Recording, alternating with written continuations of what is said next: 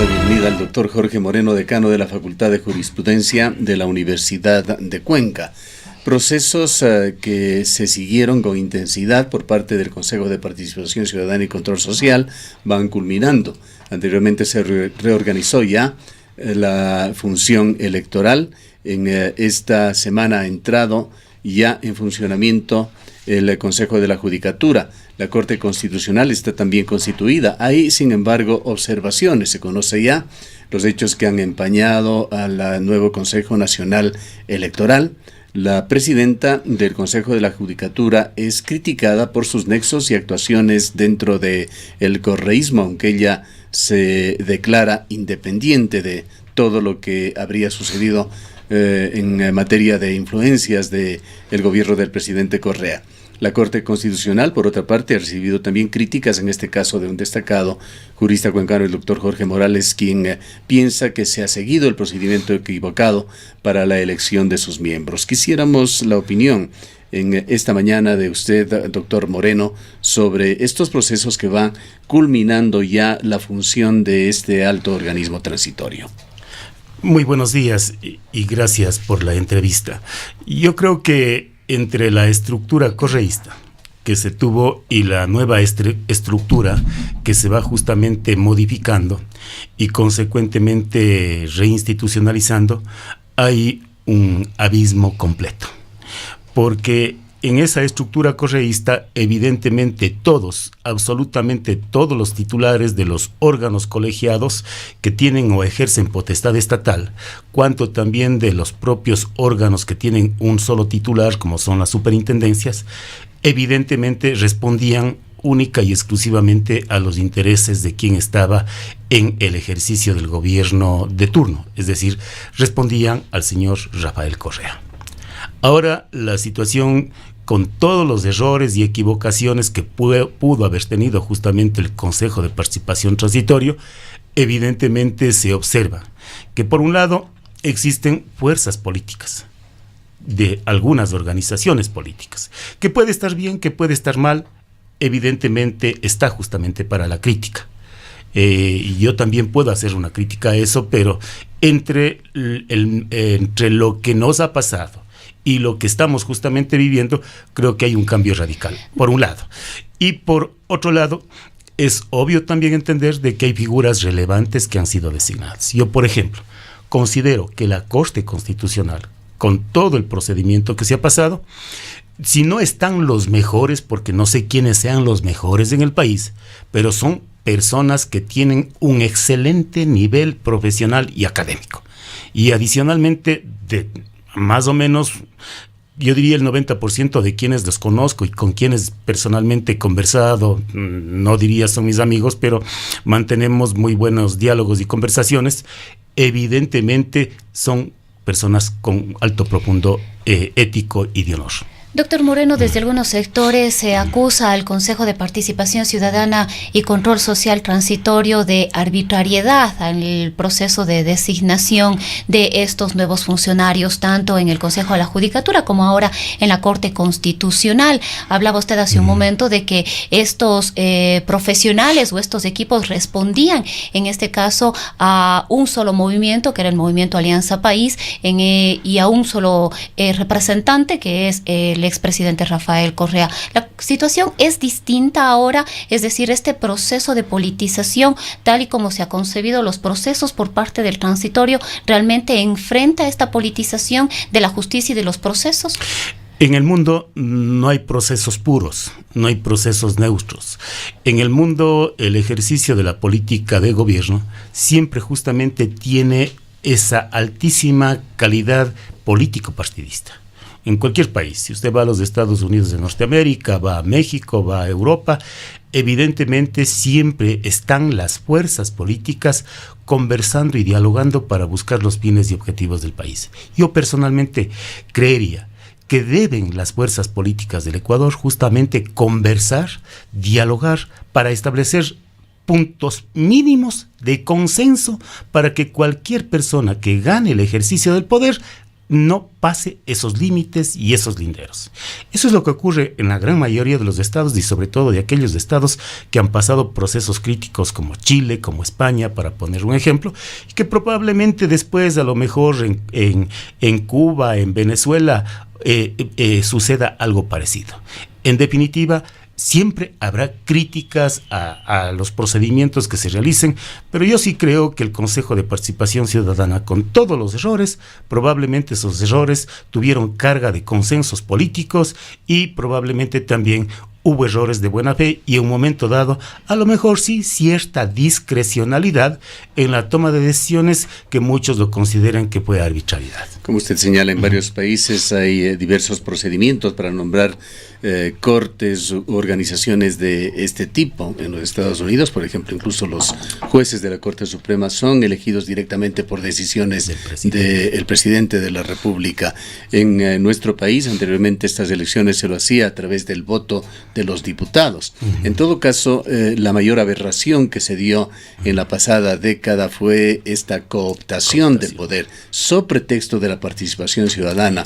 Estas cortes, estos organismos quedaron en manos directamente del Poder Ejecutivo, de la Presidencia de la República. Los hechos lo están demostrando. ¿Cree usted que se ha terminado con este sistema que permitía esta cooptación y que de alguna manera estos organismos, Corte de Justicia, Corte Constitucional, Consejo de la Judicatura, han adquirido nuevamente independencia, van a poder demostrar probidad en su accionar? Yo creo que siempre existirá algún exceso en aquella situación. En definitiva, probablemente muchas de las personas que probablemente fueron designadas tienen justamente ese sesgo político partidista. No hay que descartar esa situación. Ahora, lo importante es que se trabaje en función a los objetivos y fines que efectivamente, sobre todo en la consulta popular, el pueblo ecuatoriano lo consideró, que era justamente en gran medida un régimen de transición para que a futuro el próximo gobierno empalme ya un plan de gobierno que sea viable y efectivo, no solamente en esos 4 años, sino que subsiguientemente los otros gobiernos y cualquiera sea la posición política del gobernante, vayan justamente por un andarivel o por un camino más o menos claro. Obviamente habrá situaciones en gran medida de posiciones programáticas, pero que los fines sean iguales. Doctor Moreno, al nuevo Consejo de la Judicatura le toca una de las tareas que se ha venido postergando en los últimos tiempos, que es la evaluación de los jueces. Justamente el día de ayer dialogábamos con Fernando Villavicencio y él tenía una serie de preocupaciones en torno a lo que ha ocurrido con la administración de justicia en los últimos años, generando una cadena de impunidad, de lentitud y retraso en una serie de procesos, sobre todo muchos de ellos que tienen que ver con el enfrentamiento a la corrupción, que además ha sido un compromiso del presidente de la República. En este contexto, ¿usted considera o cómo ve usted que se va a llevar a cabo este proceso y si es que realmente los ecuatorianos tienen la posibilidad de confiar en que será una tarea transparente? Bien, antes de contestar la pregunta, yo he sido designado vocal del Consejo de la Judicatura suplente.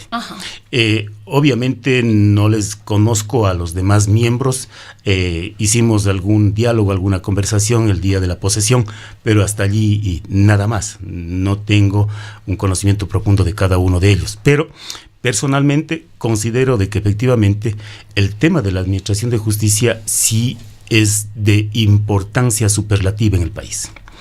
Creo yo que, por ejemplo, hay 2 puntos importantes para la evaluación de la Corte Nacional de Justicia y que lo voy a hacer público porque esa es mi posición. El uno es justamente el tema de la declaración de bienes. Para la evaluación tiene que considerarse cuál fue el monto con el que ingresaron al cargo y cuál es el monto que tienen actualmente, ellos y los parientes. Creo que es fundamental. ¿No es una obligación de todos los funcionarios públicos el presentar su declaración de bienes? Claro, pero es para efectos de evaluación. Y el otro elemento fundamental para mí, para efectos de evaluación, es que la Constitución y el propio Código Orgánico de la Función Judicial establecen que la Corte Nacional y las Cortes Provinciales se integrarán por una representación de los abogados en libre ejercicio profesional, por una representación de los académicos y por una representación de los miembros de carrera de la propia función judicial. Entonces, allí hay que preguntar si esos parámetros se establecieron en la convocatoria a los concursos, si en esos parámetros se estableció género, ¿no? Cuántos varones y cuántas mujeres o viceversa en cada una de esas esferas, y concomitantemente también si efectivamente así se llevó el concurso. Porque si eso no ocurrió, personalmente considero que probablemente se inobservó el marco jurídico y esos actos de decisión fueron nulos de pleno derecho por objeto ilícito. Ahora, doctor Moreno, justamente en el tema de la evaluación, otra de las preocupaciones era cuáles van a ser los límites, en este caso del Consejo de la Judicatura, siendo un órgano administrativo frente ya a las propias competencias u obligaciones que tiene el juez al determinar una causa, un proceso, una sentencia. Bien, yo en eso estoy plenamente claro, los límites que existe entre lo que es la vía jurisdiccional y lo que es la vía administrativa. En la vía administrativa lo que se juzga es la conducta del servidor público, en este caso del juez, ¿no? En la vía jurisdiccional lo que tiene que analizarse es la interpretación que el juez dio en el marco jurídico y de las resoluciones internacionales o nacionales que sean erga omnes para el caso, ¿no? Entonces, en esa esfera, lo administrativo no puede ingresar, en esa esfera. Pero si la conducta del juez justamente está en la esfera administrativa, el Consejo de la Judicatura tiene plena competencia para conocer, organizar los expedientes y resolver. La nueva presidenta del Consejo de la Judicatura, María del Carmen Maldonado, le escuchamos en declaraciones públicas al tiempo de deslindar su relación con el correísmo. Señalaba que ella lo que quiere es mirar hacia adelante. Pero ¿qué va a pasar o qué debería pasar, doctor Moreno, con los miembros de la Corte Constitucional, por ejemplo?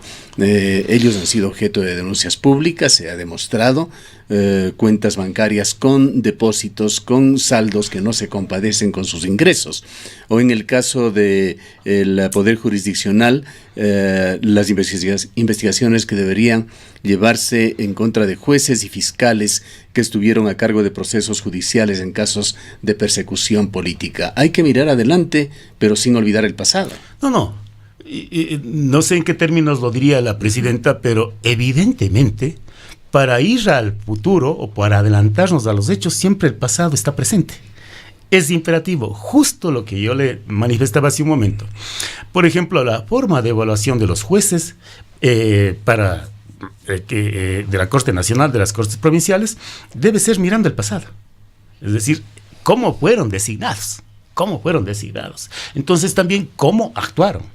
¿Qué pasó en ese lapso? Y efectivamente, si hubo o no enriquecimiento, etcétera, ya debe la Contraloría en un momento dado pronunciarse, o si no, pedir a la Contraloría que se pronuncie sobre esas declaraciones juramentadas. No, entonces el pasado es fundamental para el presente y la toma de decisiones en el futuro.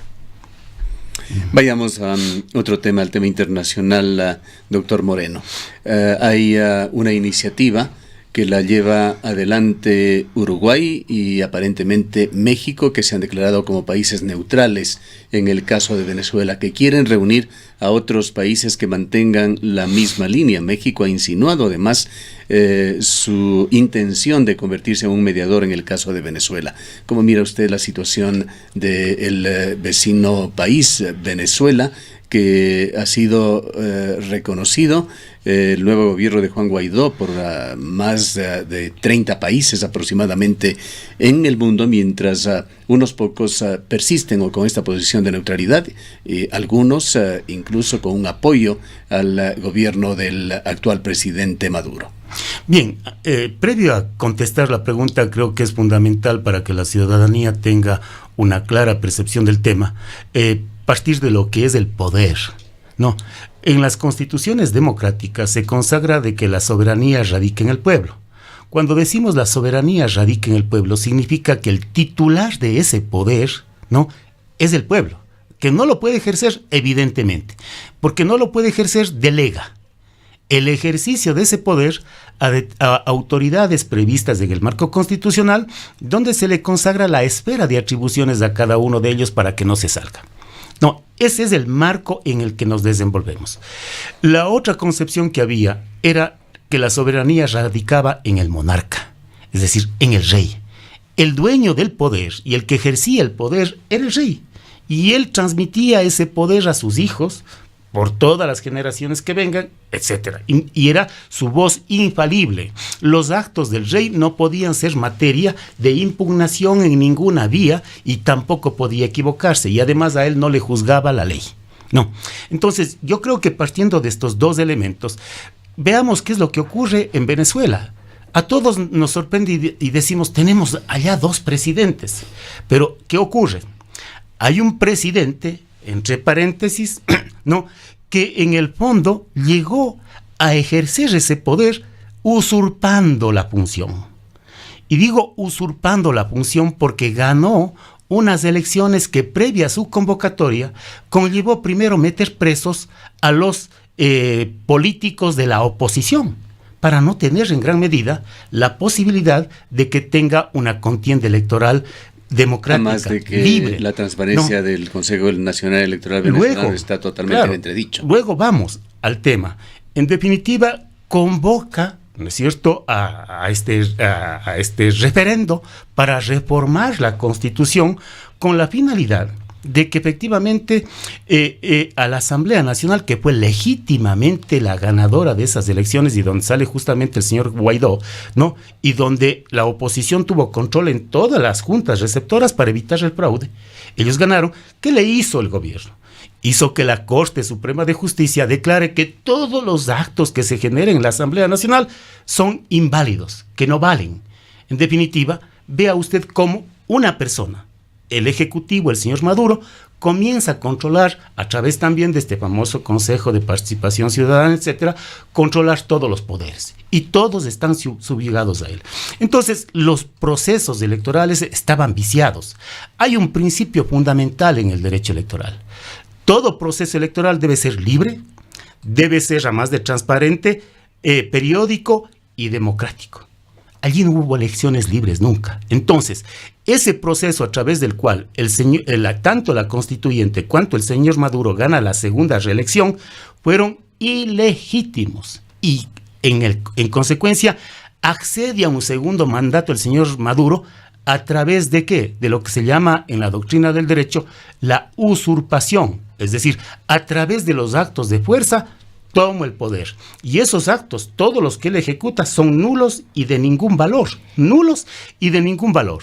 Entonces, allí viene la otra situación. La Asamblea Nacional dice, nosotros sí tenemos legitimidad democrática.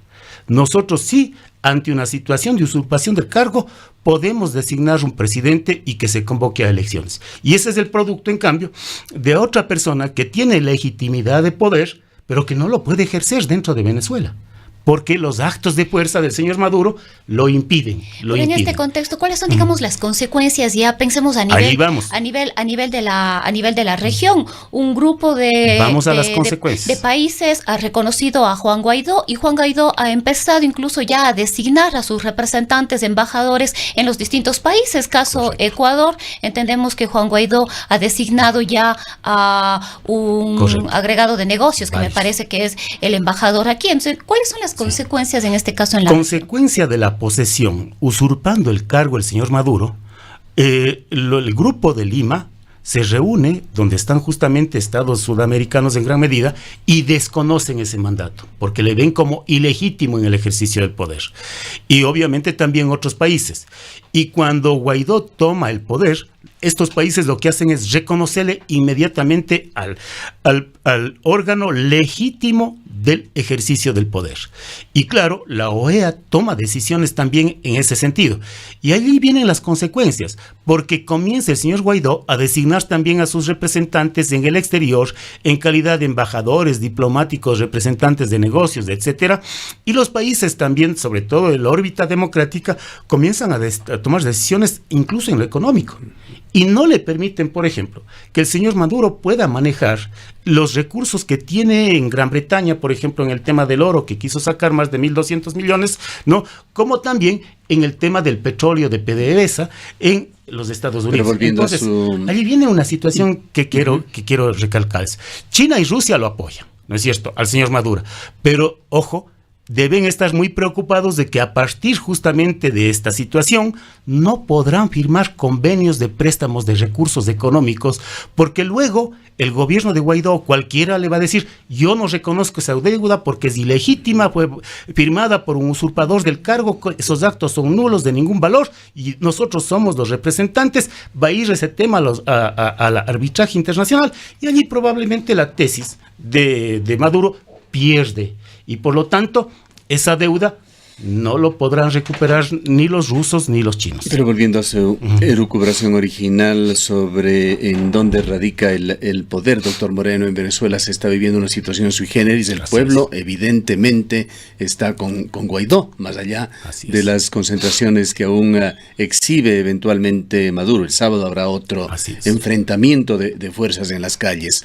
La comunidad internacional, mayoritariamente los países que exhiben mayores niveles de democracia en el mundo, reconocen también al señor Guaidó, con las excepciones que usted ha señalado, a la que habría que sumar a Cuba y otros países que se etiquetan como neutrales. Pero parece ser que ese fiel de la balanza, que parecería está a punto de virarse, se mantiene por el militarismo venezolano. Vamos a eso. Lo que no conocemos acá es que la inteligencia militar cubana está muy penetrada en Venezuela, tanto en el pueblo para escuchar la oposición y luego la persecución, cuanto en el propio ejército. Se dice a través de programas internacionales que los militares no toman las decisiones, que son los agentes de inteligencia cubanos los que toman allí las decisiones. Es que si cae Maduro, Cuba se encuentra en una situación bien complicada. Y el modelo de Maduro es un modelo similar al de Cuba. Y por eso justamente es la preocupación de América Latina de manera especial en que, en definitiva, no pueda eso irrigarse. Adicionalmente, hay fuerzas del ELN, hay fuerzas de las FARC en Venezuela. Entonces, pretenderán quedarse a través de actos de fuerza. Yo no descarto incluso que en un momento dado pueda haber allí una guerra civil, porque estas personas no querrán dejar el ejercicio del poder por su concepción, por su forma de actuar.